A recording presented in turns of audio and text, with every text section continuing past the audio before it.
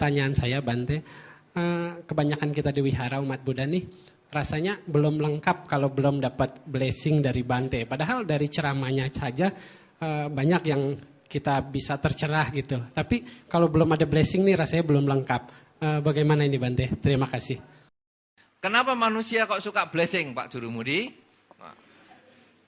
Kenapa manusia kalau nggak ada blessing begitu? Itu karena tradisi. Padahal kalau blessing itu apa sih? Dalam Manggala Sutta itu kan sudah ada bahwa berkah utama itu bukan dikepret air.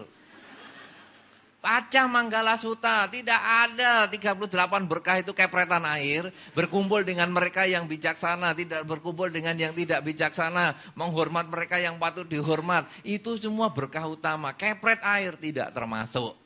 Nah, tetapi kenapa orang tidak mantap kalau nggak kepret? Itu hanya karena tradisi saja.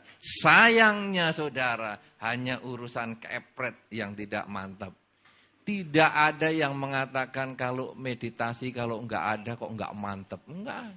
Padahal tradisinya kebaktian kan itu. Datang namaskara, minta sila, baca parita, meditasi, ceramah dhamma, kepret air, kotak dana, namaskara, pulang. Kenapa yang jadi kebutuhan pokok kok kepret? Namaskara juga kalau belum namaskara rasanya enggak nyaman loh.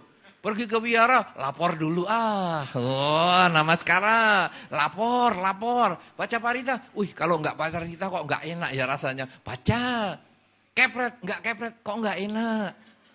Tapi meditasi, kalau enggak meditasi, lega.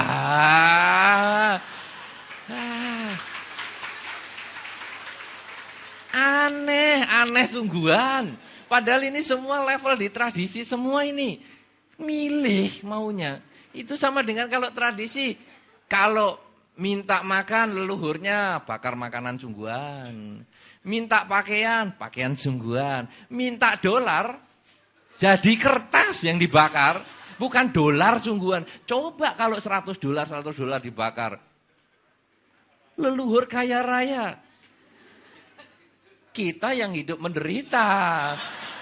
Makanya kemudian leluhur dibelikan aja dolarnya dari Hellbanknote itu yang 10 miliar itu. Jadi kelihatannya gede-gede padahal kita belinya 10.000 dapat sekian banyak. Itu yang saya sebutkan, nilai tukar rupiah Indonesia hanya bisa menguat kalau ditukar dengan Hellbanknote.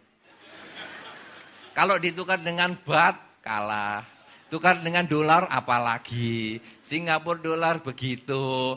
Ya, NT Taiwan juga begitu. Tapi ditukar Hellbanknote 1.000 rupiah. Berapa puluh miliar itu dapat.